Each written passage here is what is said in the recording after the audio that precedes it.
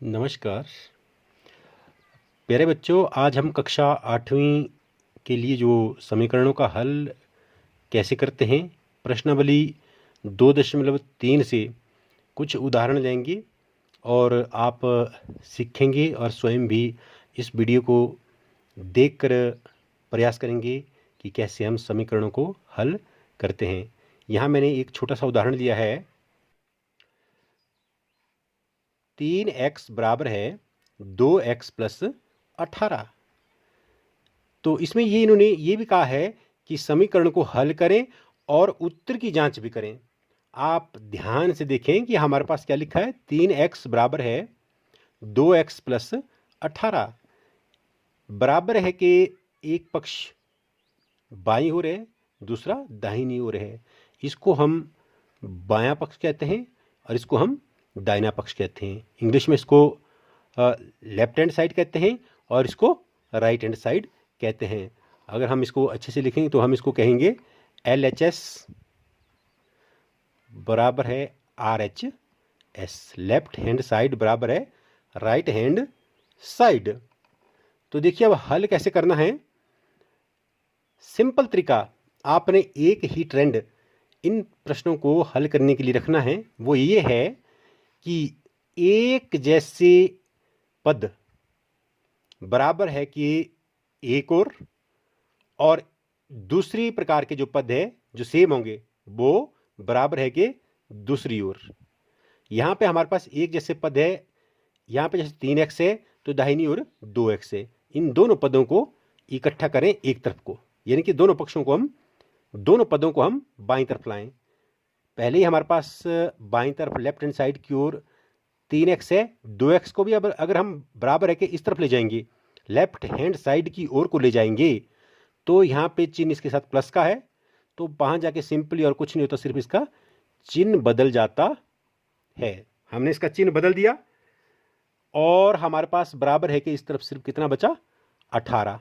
अब देखिए एक जैसे पद जिसके साथ x था उसकी तरफ हमने x वाला ही लाया और बिना x वाला हमने बराबर है कि दाहिनी ओर ही छोड़ दिया, रहने दिया।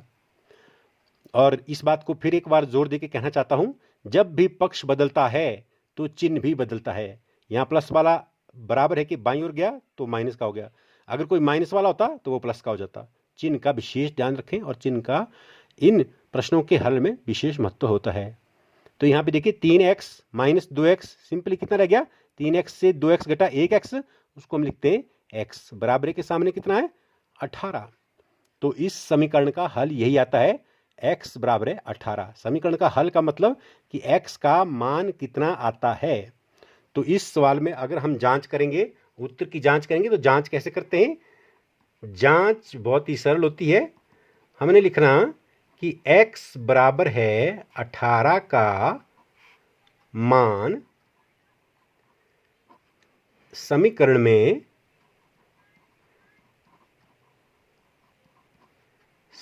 चाहे इस समीकरण का नाम रखो नंबर 1, पूरा का पूरा समीकरण नंबर 1 है। समीकरण 1 में रखने पर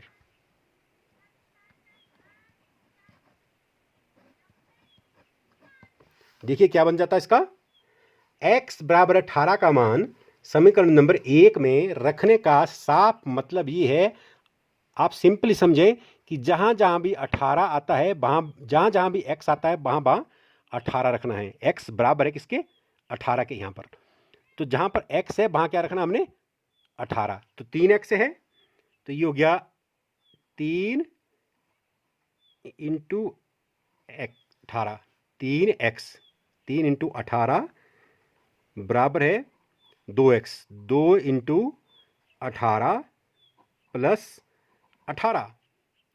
इसको हल कीजिए। अब हमारे पास x यहाँ कोई नहीं रहा, सारे अंक आ गए। 18 गुणा 3 54, 18 दुने 36 प्लस 18, ये कितना हो गया, 54 बराबर है 54।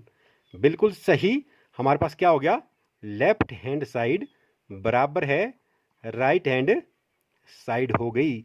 जब कभी भी बायां पक्ष दाहिने पक्ष के बराबर आए तो हमारा हल बिल्कुल ठीक होता है। इस समीकरण का उत्तर, इस समीकरण का हल बिल्कुल सही है। ये जांच से भी हमें पता चला। जांच में क्या होता है, जब लेफ्ट हैंड साइड बराबर है राइट हैंड साइड आए तो हमारा आंसर ठीक होता है। अगर लेफ्ट हैंड साइड बराबर है राइट हैंड साइड नहीं होता है तो उसका मतलब वो संख्या उस समीकरण का हल नहीं है। बच्चों, इसी प्रश्नावली से हम एक अन्य उदाहरण और ले रहे हैं। सवाल नंबर 5 है इसी में ही। तो 2x माइनस 1 बराबर है 14 माइनस एक्स। पहले इसका नाम रखो 1, समीकरण नंबर 1। अब हमने दूसरा स्टेप वही करना है। क्या करना है, सेम पद, एक जैसे पद बराबर है कि एक और दूसरी प्रकार के जो पद है बराबर है कि दूसरी ओर। पहले देखना हमने एक्स एक्स वाले, यहाँ पे 2 है, यहाँ पे एक्स वाला पद है, यहाँ भी एक्स वाला पद है। इनको दोनों को इकट्ठे कीजिए। 2x तो अपनी जगह है, ये माइनस एक्स है, इसको हम बराबर है कि बाईं ओर ले जा रहे हैं। मैंने कहा था जब भी पक्ष बदलता है तो चिन्ह भी बदलता है। तो यहाँ माइनस एक्स है, ये हो गया प्लस एक्स। बराबर के सामने 14 है, इस माइनस 1 का पक्ष बदल रहा है तो ये हो गया प्लस 1। तो बिल्कुल सिंपल, 2x प्लस 1x कितना होता है, 3x बराबर है 14 प्लस 1 15। बिल्कुल सिंपल। यहाँ पे हमारे पास क्या है, 3x का मतलब 3 गुणा x। हमारे को मान किसका चाहिए, x का। जिसका मान चाहिए उसको अकेला छोड़ दीजिए, उसको अकेला रखिए। हमने x अकेला रख दिया, बराबर है, बराबर के सामने कितना है 15। अब जो x का गुणांक है ये कहाँ जाता है, बिल्कुल याद रखना इस पॉइंट को दोबारा से। जो x का गुणांक है वो बराबर है के सामने जो संख्या होती है उसके बटे में चला जाता है, उसके भाग में चला जाता है। x का गुणांक कहाँ गया, सामने वाली संख्या के बटे में, और ये कट रहा है 3 एकम 3, 5 3 15। तो x का मान कितना आ गया 5। इसका मतलब इस समीकरण का हल कितना है 5। तो अब अगर हम उत्तर की जांच करते हैं, यहाँ पे अगर हम इस उत्तर की जांच करते हैं तो जांच में देखते हैं हम क्या पाते हैं, क्या हमारा उत्तर सही है या गलत है। हम लिखेंगे जांच में x बराबर है 5 का मान समीकरण नंबर 1 में रखने पर। रखिए इसको, यानी कि समीकरण 1 में जहां जहां x है वहां वहां क्या रखना हमने 5। 2x है 2 into 5 minus 1 is equal to 14 minus x से द्वारा x की जगह क्या रखना हमने 5। इसको देखिए 5 गुना 2 10 माइनस 1 बराबर है 14 माइनस 5 कितना होता है 9। तो 10 माइनस 1 भी 9 होता है, और आगे वैसे भी 9 है। यहाँ भी क्या हो गया हमारे पास, लेफ्ट हैंड साइड बराबर है राइट हैंड साइड। इसका मतलब हमारा जो उत्तर है, हमारा जो समीकरण का हल x बराबर है 5, वो क्या है, बिल्कुल ठीक है, और हमारी left hand side right hand side के बराबर आ गई। इस प्रकार से आप इस उदाहरण से और भी स्पष्ट सोच बना पाएंगे कि समीकरणों को हल किस प्रकार से किया जाता है। बच्चों, एक और उदाहरण हम लेते हैं। ये थोड़ा सा आपको देखने में कॉम्प्लिकेटेड लग रहा है, लेकिन इसमें कोई कॉम्प्लिकेशन नहीं है। ये भी बिल्कुल उसी तरीके से कर रहे हैं जिस प्रकार से हमने बाकी के उदाहरण हल किए थे।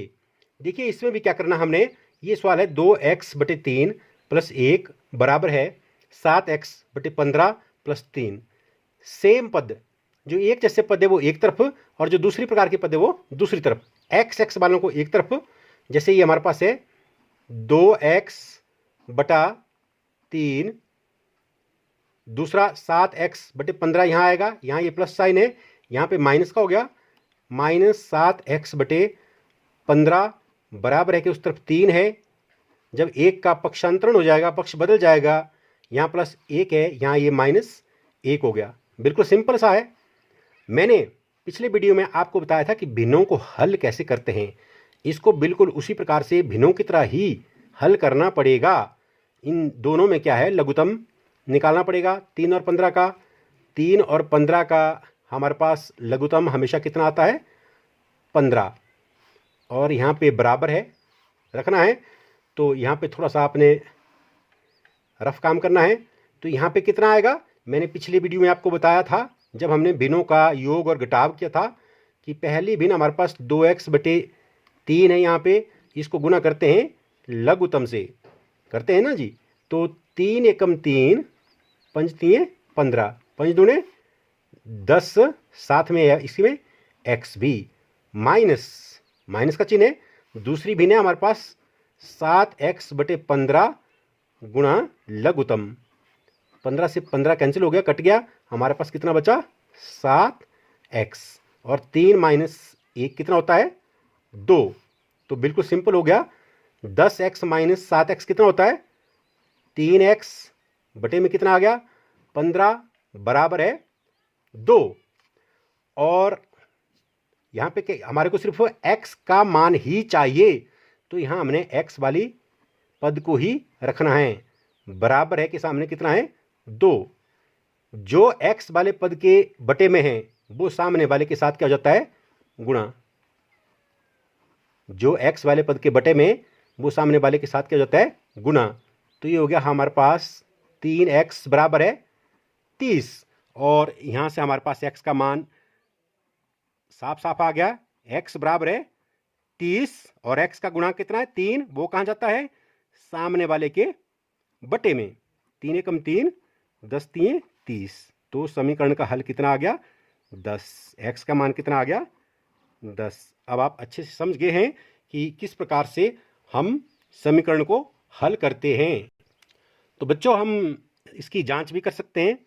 उसी प्रकार से समीकरण का नाम रखिए, इसका नाम हमने 1 रख दिया है, तो हम क्या लिखेंगे x बराबर है 10 का मान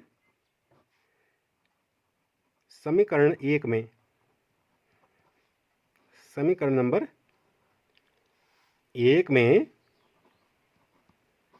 रखने पर। देखते हैं क्या होता है इसको समीकरण नंबर 1 में रखने पर। अर्थात समीकरण नंबर 1 में जहां जहां x है वहां वहां क्या रखना हमने 10। 2x है 2 × 10 बटे में कितना है 3 प्लस 1 बराबर है 7x है 7 × 10 बटे में कितना है 15 प्लस 3। बिल्कुल सिंपल, अंक ही अंक हो गए। 10 दूनी 20 बटा 3 प्लस 1 बराबर है 10 7 70 बटा 15 प्लस 3। और अब इसको कैसे हल करेंगे, इसको हम भिन्नों की तरह हल कर सकते हैं। जैसे हम भिन्न को हल करते हैं, इसके बटे में 1 कर दो, इसके बटे में भी 1 कर दो। इन दोनों का लघुत्तम कितना आ गया 3। मैंने पहले आपको बता दिया है कि भिन्नों का योग कैसे करते हैं, यहाँ हम वही करेंगे सिंपली जैसा हम करते हैं। तो मैं यहाँ सिंपल लिख रहा हूँ 20 प्लस 3 बराबर है, इसका लघुत्तम कितना है 15। तो यहाँ पे कितना आएगा 70 प्लस 45, यानी कि 15 से 15 जैसे हम करते हैं। जैसे देखिए 70 बटे 15 गुणा लघुत्तम, तो ये 17 आ गया। दूसरी भी ने 3 बटे 1 गुणा लघुत्तम, 15 3 45। समझ गए होंगे आप। तो ये हमारे पास क्या आता है 20 + 3 23/3, और 70 और 45 कितना हो गया 115/15। ये 5 से कट रहा है, 3 5 115। देखिए हमारे पास कितना आ गया 23/3 बराबर है 23/3, यानी कि left hand side is equal to right hand side. इसका मतलब हमारा जो हल है वो बिल्कुल सही है। x का मान 10 है इस समीकरण में, हमारी left hand side right hand के साइड के बराबर आ गई। तो अब हम भली भांति समझ गए हैं कि किस प्रकार से समीकरणों को हल करते हैं और किस प्रकार से उसके बाद उसके उत्तर की जांच की जाती है, और उत्तर की जांच करने के पश्चात हमें पता लगता है कि हमारे समीकरण का हल ठीक है या गलत है। धन्यवाद।